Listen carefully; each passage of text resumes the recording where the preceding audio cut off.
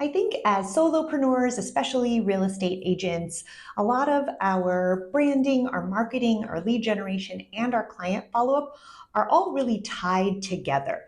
If you're a really large corporation, you probably have separate departments for every single one of those and separate employees running each of those divisions. But when you're doing it all for you, they all tend to land in the same bucket. So I thought we'd touch on that today to hopefully spark some ideas for your business in those categories. So the first one I will briefly touch on is brand. Branding, I think, in the real estate space or any small business startup is really who am I? What am I about? Who do I want to connect with? And what is the tie that's going to connect that? So I think step number one is so critical, and that is be you, be authentic. You're going to attract the clients and customers that relate to you and feel like, oh man, she's the one for me. He's the one for me. That's who I want to work with.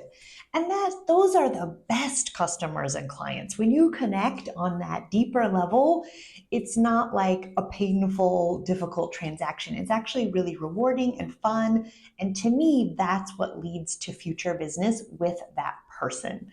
So think of that number one. How am I being authentic? How am I being me? And how am I sharing that with others?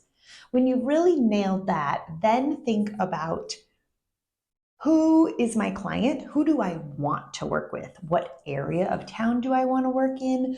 What niche or category do I want to work in?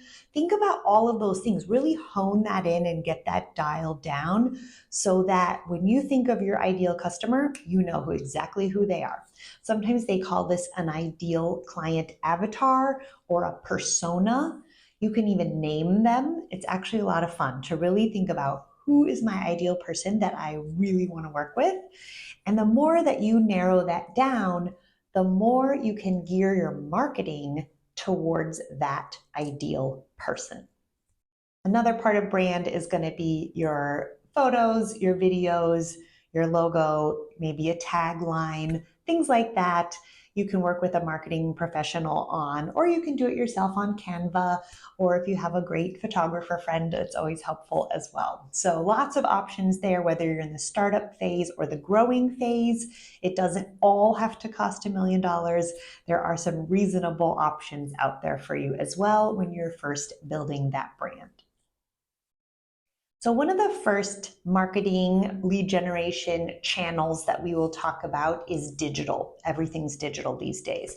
So I've broken that down into just a couple categories. Number one, social media, and number two, email marketing. Social media is a beast, I won't lie. There are so many options. You can do YouTube, you can do LinkedIn, you can do Instagram, Facebook. The options are endless. The biggest advice I've ever received is just choose one channel and go all in on it. And even that is hard. So I am no expert here. I lean in on the experts that are great in this category. So you'll find a million of them out there doing a great job. Just follow who you like. And if you resonate with them and they offer a course, feel free to take that and glean some information that way to perfect your social media. But again, the point is to choose one that you can do consistently, and that's where your client is hanging out, so that when you're putting messaging out there, that you're actually going to attract the person that you want to work with. So those are just a couple tips with social media. Another good tip with it is if you can batch your content and schedule it, it will make your life so much easier. I strive to do mine in an hour a week. And even that can be challenging, especially when filming and editing videos. But if you can really batch that down and make it sort of a system for yourself, you won't feel pulled in 1,000 directions like, oh my gosh, I didn't post this week and I'm behind.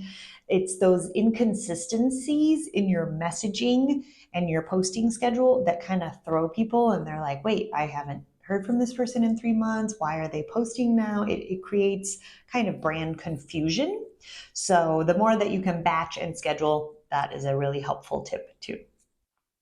Another great tool in the digital space that a lot of people are having success with is email newsletters. They Email is such a great tool because you own those emails. You have them. It's your list. Social media, as we know, can change overnight. They can get rid of TikTok altogether. They can change the algorithm. The site can go down. You don't actually have any of those people's contact information.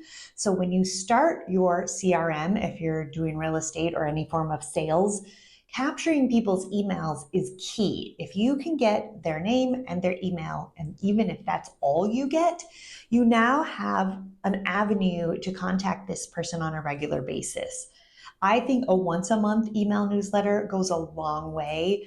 Some people do it more frequently and some less. It's really up to you. And it's up to you what content you want to send out. But it's a great way to get yourself in front of your customers or your clients on a regular basis in a relatable way. Again, sharing that authenticity is really, really important. So keep that in mind too. A tip here that I'm going to throw out at you: action is everything. And we can talk about marketing ideas all day long, but if we're not taking action and putting them into place, it does us no good, right? So if you are able to hire someone, virtual assistant or a designer or a marketing firm, to do your email newsletter for you, I would highly recommend that. One of my clients does this and it keeps her on task. She's a busy agent and she does not have time to craft an email from start to finish on a monthly basis and make sure it gets out on time. So she has hired a professional that does this for her. They do the formatting, they do the editing, and they do the sending. So all she's responsible for is some of the content, and they fill in the rest in a beautiful template that goes out consistently. This way her clients know that she's going to show up in their inbox once a month without fail. The next category we will talk about is print marketing. Print is not dead yet. We still like to receive tangible things in our hands. A huge use for print marketing is around our listings. So if you're in real estate and you have a new listing, sending out postcards to the neighbors to announce the time and date of your open house is a great way to get in everyone's either mailbox or on the door. So you can hire flyer companies that will just put it on the door for you. And a lot of people are like, why do I care if the neighbors come to my open house? Like, they're not going to buy this house. True, but they might know somebody who's been wanting to move into this neighborhood, or they might just be the neighborhood, the mayor of the neighborhood, as we like to call those people that are really well connected. And they might share that information with other people they know. You never know how the ripple effect will work with this. So it's worth a couple bucks. Pair it up with your title company, see if they'll share the costs with you. But getting those just listed out is really an important step. If you are farming a neighborhood, you're going to want to piggyback that with a just sold postcard as well. The more touches that somebody sees your face, your name in that neighborhood, if you're really trying to root yourself in there, that goes a long way. Another tool for print, a lot of people, if they are farming a neighborhood, they'll just send out a monthly postcard or newsletter instead of email. They do a print version, so that's an option as well. Some other fun print ideas are around holidays. You can do Thanksgiving cards thanking everyone for being a great customer or client. You could do the off holidays like a Valentine's card or something around 4th of July. Any touches that kind of interrupt the year that aren't the typical holidays that we're already getting cards or mail is a fun opportunity for you to promote your business. So think of those ideas. And print can be really lovely. It's rare to get a handwritten card in the mail anymore, or at least a hand-signed card. If you do something really beautiful and print-worthy that looks great, people might save it, might keep it, might think about it. So just some options there as well for print. Our last category is in person. People still really love to gather. It's such an important thing right now, I think, in our society. So what in-person activities or events can you plan for your small business? Especially in real estate, we have one that we like to call client events. We don't tell the client they're called client events. We call them other names because nobody wants to go to a client event. So we have a movie night where we rent out a Harkins theater, or we have a back to the holidays, a Thanksgiving pie event where we hand out a pie to all of our best clients and customers for the year. Or we can have a Mother's Day event where every mom gets to come by a coffee shop and pick up some cinnamon rolls, things like that. You can coordinate these in a way where the client comes to you, they can RSVP and put their little order in, and it really, you can keep the cost quite reasonable for the effect that it will have. So, client events are a really fun one to show your appreciation and your gratitude. That helps with new because you're advertising that this thing is happening. Ooh, if you're my client, you get to have this. And then it's nurturing, that's that long term follow up with. Anything that combines both the lead gen and the long term follow up, I think is an amazing idea. In real estate, a big one for us is open houses. Open houses are really a lot more about the agent seeking out new buyers in that area. It may not be about selling the actual home, but it could be. So it really has a great dual purpose. You're showing the seller, hey, I'm working for you. I'm showcasing your house to your entire neighborhood, and having it open attracts people just from finding out about it and coming on by and checking it out, whereas they might not have scheduled an appointment with an agent to come by. So that's a good thing. And it also works for you too, because you might meet an unrepresented buyer and be able to chat with them about the neighborhood or what they're looking for and be able to gain a new client that way. So open houses are great. Also a good thing to post on social media to show that you're in real estate and you're actively doing your marketing and trying to sell this home. So always a win-win on both sides of open houses. Another amazing idea that one of my clients is using is what she calls the seminar series. She is teaching classes partnered up with title and lenders sometimes to first-time home buyers for estate planning, maybe creative financing, if there's a specific lender program for people. I have a different client that is a veteran and she does VA classes. That is a great one too.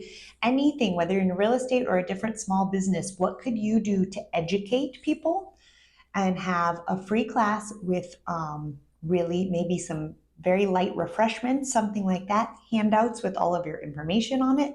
And if you partner up with somebody, whoever the expert is, the financial planner or a CPA or a lender or title company, they will split the cost with you as well. And now you have this entire pool of possible new leads.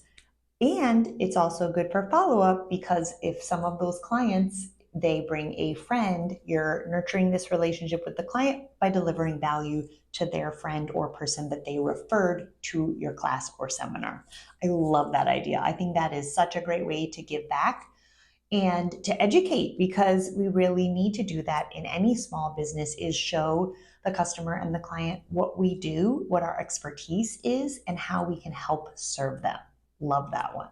Community. There are a lot of fun things you can do in your community. You could start your own Facebook community just for your little neighborhood, and you could post really interesting things that are happening in the neighborhood, just tips, tricks, things people need to know about.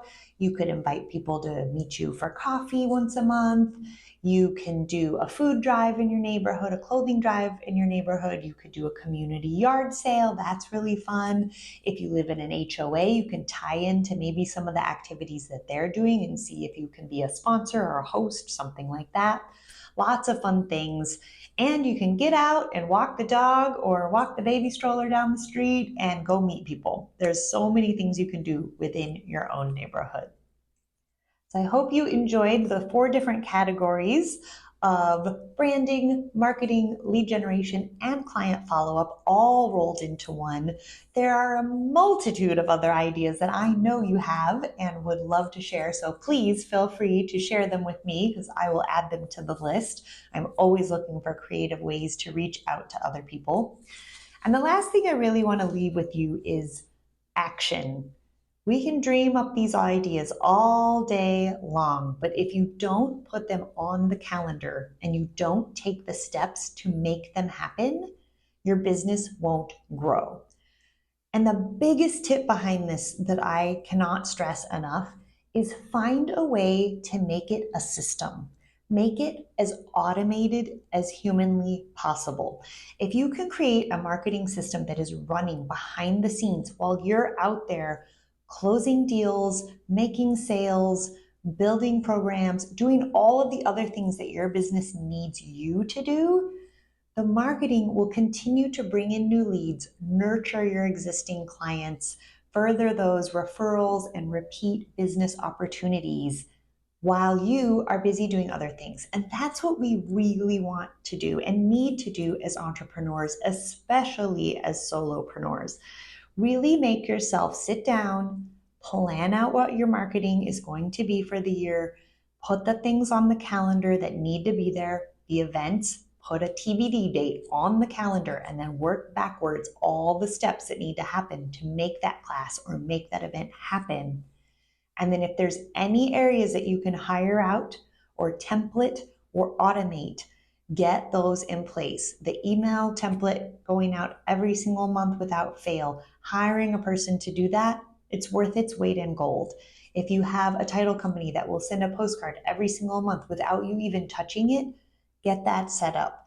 If you have partners that will help you with your events and get those going so you don't have to do all the work by yourself, get them recruited, get them involved, get a date on the calendar.